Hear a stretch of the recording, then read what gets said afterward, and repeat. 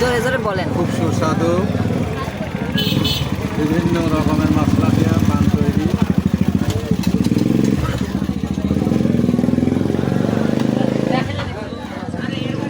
অনেক রকমের মশলা আছে এখানে, মৌসুমী মিষ্টি পান মশলা, যে খায় সেই বলে ভালো, একবার খাইলে বারবার খেতে চায়।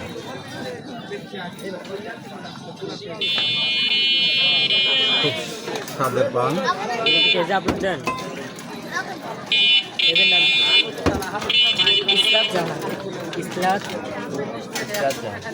দিচ্ছি। বিভিন্ন রকমের মশলা আছে, যদি ভালো লাগে।